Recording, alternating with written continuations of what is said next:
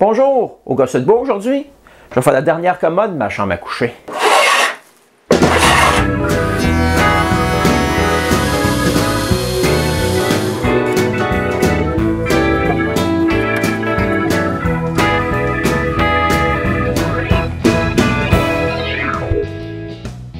Enfin, c'est le temps de changer la dernière commode de notre chambre à coucher. Je construis donc la commode à 9 tiroirs. Je m'excuse d'avance, cet épisode-là va ressembler beaucoup à l'épisode de la commode à 6 tiroirs.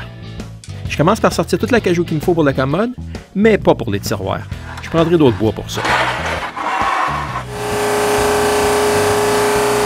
Chambre des gros panneaux avec la sableuse à tambour.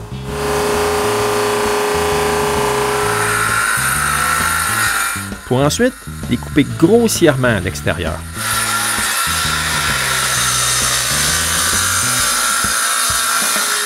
Je mets un côté droit, puis je coupe tous les montants et les traverses.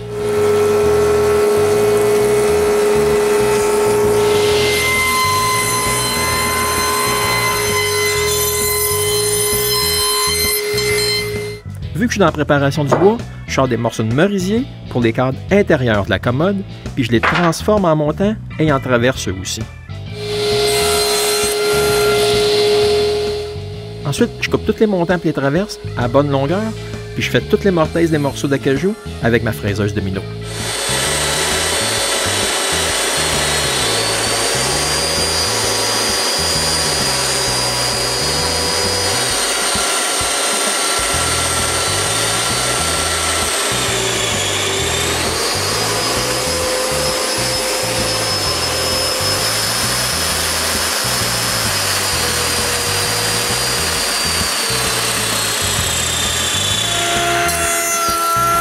Je fais une rainure au centre de chaque montant et traverse pour les panneaux soulevés et pour le plywood du fond. Ces montants, j'arrête la rainure aux mortaises.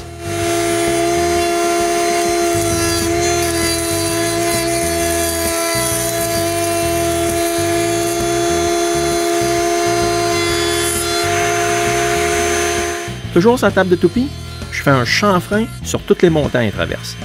Tout comme pour la rainure, je fais un chanfrein partout sur les montants, mais j'arrête avant les traverses.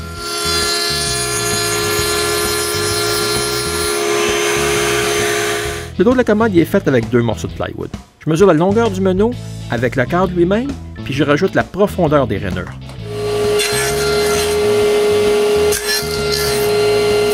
Ensuite, je fais les tenons au bout du meneau. Pour mesurer les dimensions des 2 panneaux du fond, je trouve le centre de la traverse arrière puis du meneau.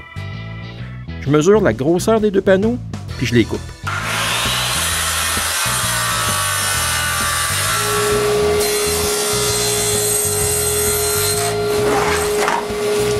Ensuite, je coupe les 2 panneaux soulevés des 2 côtés.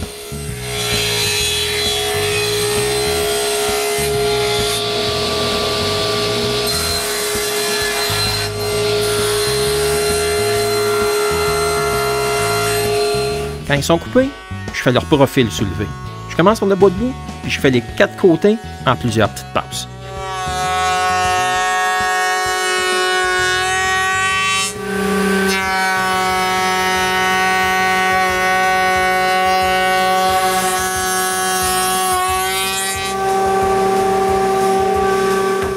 Quand les profils sont faits, je bouche les trous de vis des panneaux avec un bâton de lacquer, puis ensuite je chambre les 2 panneaux jusqu'à un grain de 220.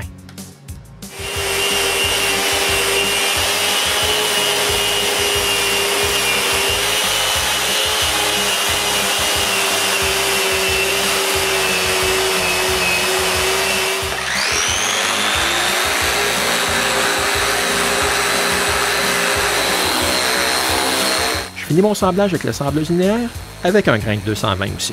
Il faut préfinir les panneaux. Donc, je commence par les laver avec de l'alcool. Ensuite, je mets une couche de shellac partout, ces 2 panneaux.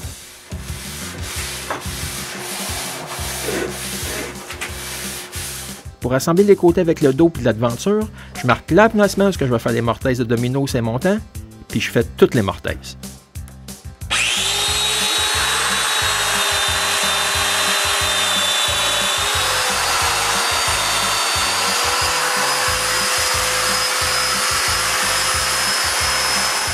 chambre d'intérieur de tous les montants puis des traverses. Les côtés, les autres, je les sable avec la sableuse linéaire.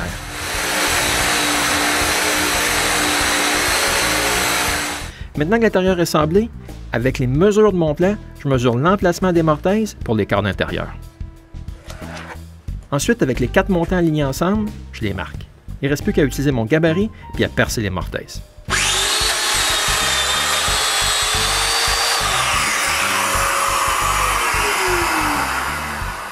Je grave mon nom sur la traverse dans l'arrière.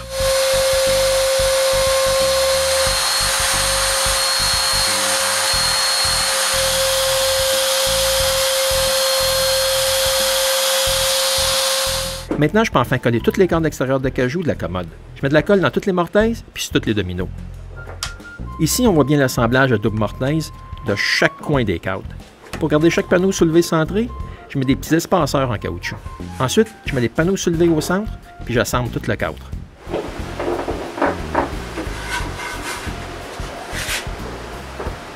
La dernière chose à faire, c'est de les mettre en serre. Il ne reste plus qu'à faire la même chose pour le gros câble de derrière. Par contre, comme les panneaux sont en plywood, je les colle dans la rainure.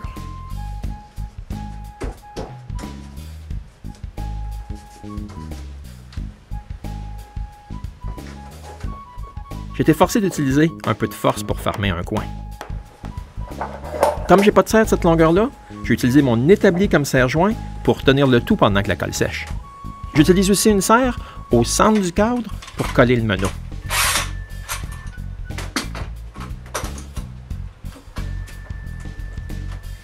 Quand les 3 câbles sont secs, je les assemble temporairement avec seulement 2 dominos par panneau. De cette manière-là, je peux mesurer exactement la grosseur que je dois couper les cadres intérieurs. Sur mon plan, j'ai 56,5, puis c'est le ruban à mesurer aussi. Donc, je peux couper tous les montants des cadres intérieurs à 56,5.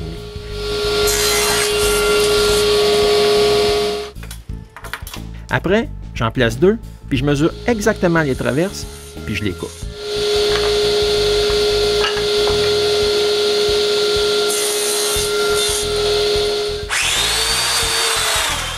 Ensuite, tout comme j'ai fait avec les câbles de l'extérieur de la commode, je perce les mortaises pour les dominos, puis je fais une rainure au centre pour les panneaux contre la poussière.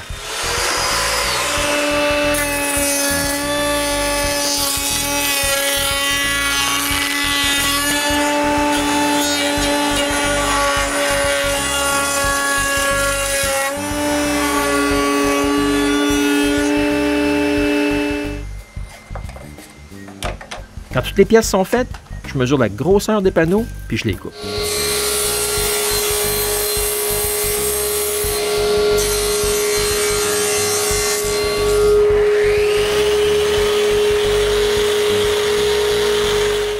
Avant de tout coller, je chambre les panneaux. Ensuite, je peux coller les cadres intérieurs. Je colle un des cadres du haut. Présentement, il y a 4 sections. Ça, c'est à cause de l'agencement des tiroirs du haut. Les autres, il y en ont juste 2. Ça a pris pas mal toutes mes grandes serres pour coller les 5 câbles en même temps. Quand la colle est sèche, je chambre les cadres.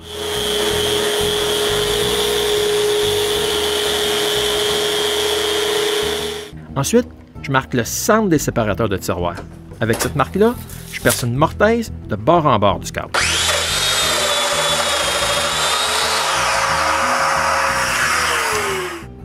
Je marque l'emplacement des mortaises ces cadres d'intérieur qui s'alignent avec celles faites ces montants des cadres de côté. Puis je les perce.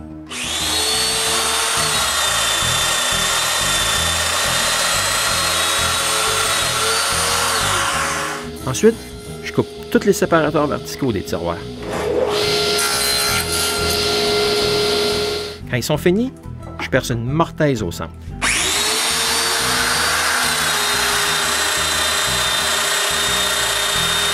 Ensuite, je fais une mortaise large sur le haut de chaque cadre avec une fraise plus large.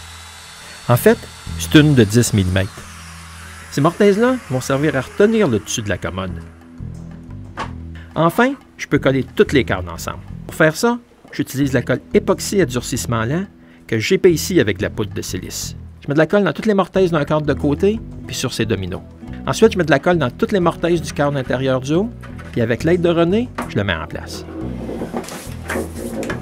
Puis je mets un domino d'un trou des séparateurs verticaux, puis je mets les séparateurs de cet étage de tiroir-là.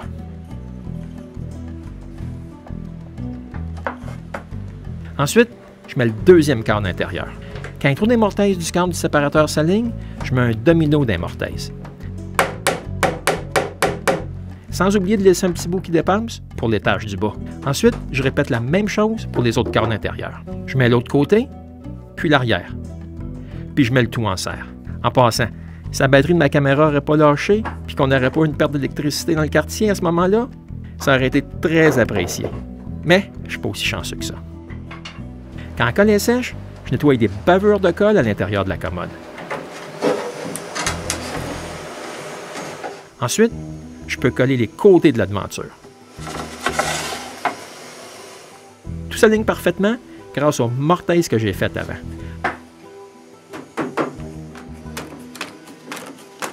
Ensuite, il ne reste plus qu'à mettre le tout en serre puis de répéter la même chose de l'autre côté.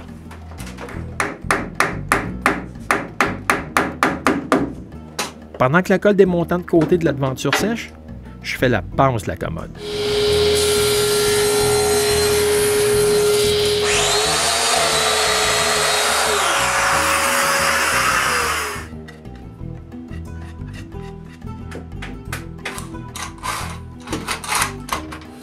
Pour cacher le merisier des cadres intérieurs, je coupe des baguettes de la même épaisseur que les cadres.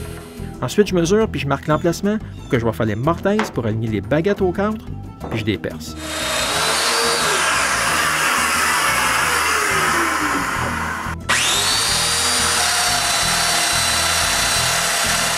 Je couche la commode sur le dos, puis je colle les baguettes à leur place.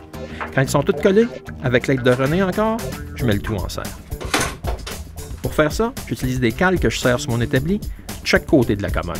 Quand c'est sec, je mets le tout debout, puis je recolle d'autres baguettes pour les séparateurs verticaux.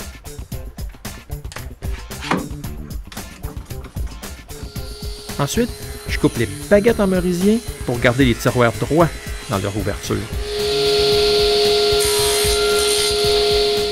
Puis je perce des trous dans les baguettes. Je perce aussi des trous pilotes en commode, puis je visse les baguettes.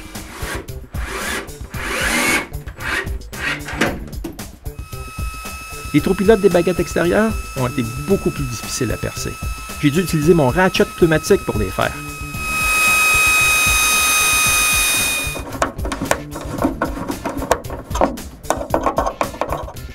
Ensuite, il y a le temps de finir le chanfrein sur tous les coins des cadres des panneaux soulevés.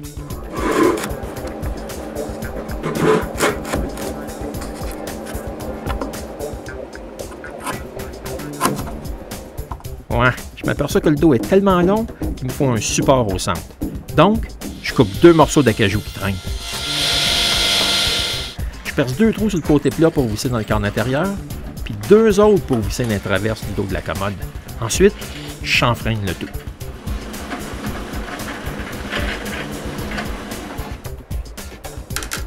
Il ne me reste plus qu'à marquer l'emplacement des trous pilotes, ses cadres, puis ses traverses, puis les percer.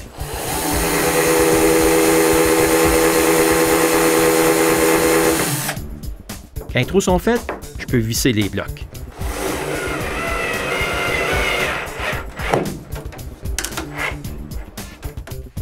Pendant que la commode est à l'envers sur le plancher, je mets la base en place centrée, puis je perce les trous pilotes pour pouvoir visser la base sur le bas de la boîte de la commode. Ensuite, je l'enlève, puis je fais un semblage grossier qui sert surtout à enlever les marques de crayon et les bavures de colle.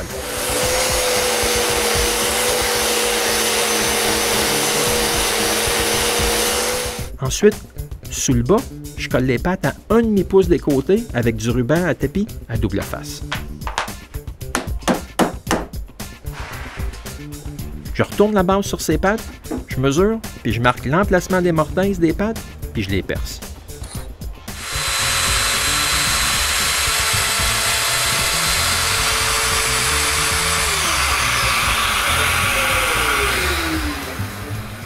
Les dominos, ils vont retenir toutes les pattes à la base.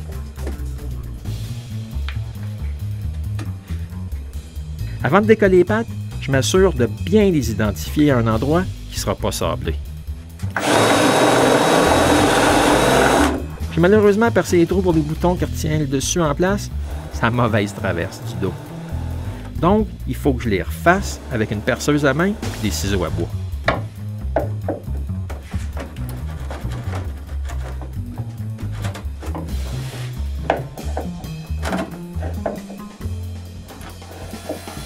Maintenant, je peux couper le dessus aux bonnes dimensions.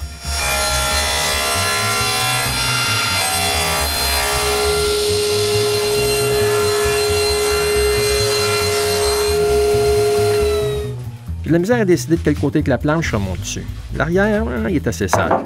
Je décide donc de donner un petit semblage vite, ces deux côtés, pour mieux voir l'état de la planche.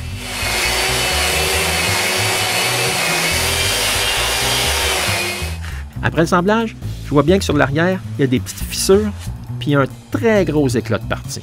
Je décide donc que le dessus sera de l'autre côté. Par contre, il faut que je bouche quand même des trous de ce côté-là. C'est le prix à payer pour utiliser des vieux dessus de comptoir de 100 ans qui ont 20 pouces de large. Quand tous les trous sont bouchés, je chambre encore le dessus avec un grain de 80.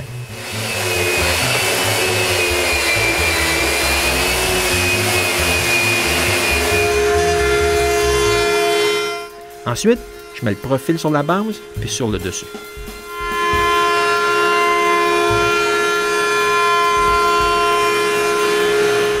Après, je donne le dernier semblage jusqu'à un grain de 220.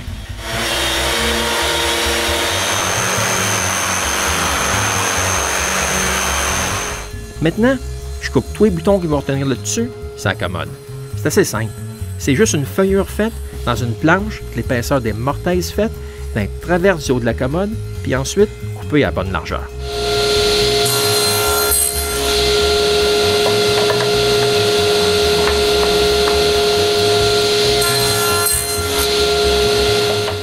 Quand ils sont tous coupés, je perce un trou pour la vis, puis je le chanfreine.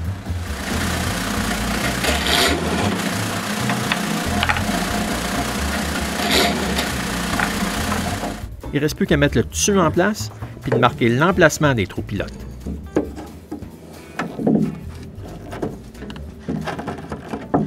Ensuite, avec toutes les petites marques, je perce les trous pilotes.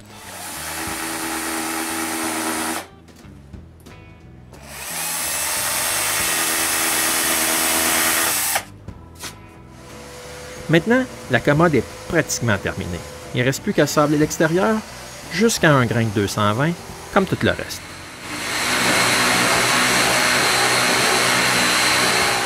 Quand le semblage est terminé, je fais un profil concave de chaque côté d'une planche assez large, puis je coupe le profil.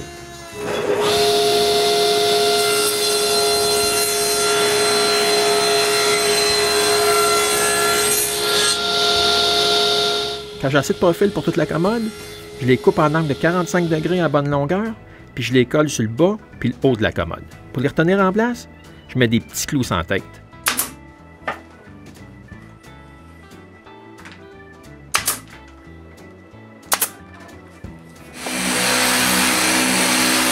Quand la colle est sèche, je chambre le profil des moulures.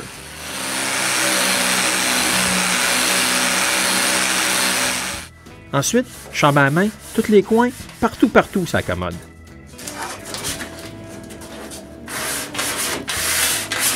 Je peux enfin me préparer pour faire la finition. Je commence par aspirer la poussière partout. Ensuite, je nettoie le tout avec de l'alcool. Après, j'étends du shellac partout. Les coins difficiles d'accès sont faits avec un pinceau. Tout le reste, il est étendu avec un morceau de T-shirt.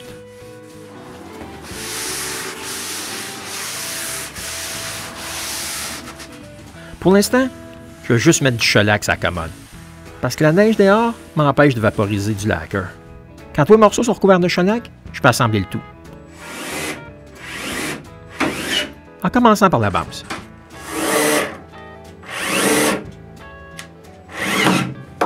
Ensuite, des pattes. Moi, je me suis aperçu que 6 dominos, c'était peut-être un peu trop. J'en mets juste 3. Ensuite, avec de l'aide, je mets de la commode sur ses pattes, puis je visse le dessus en place. La commode est terminée. Il faut maintenant l'apporter dans notre chambre à coucher. Une chose que je peux dire, c'est que Renée a trouvé que c'était pas mal pesant pour elle. Quand elle est enfin à sa place, j'enlève la couverture de protection, puis je place les tiroirs. Après 3 mois et demi, c'est enfin fini. Puis je trouve que c'est pas mal bien pour un meuble fait presque entièrement avec du bois recyclé. Merci, puis on se revoit la prochaine fois pour la construction des tiroirs au gosses de bois.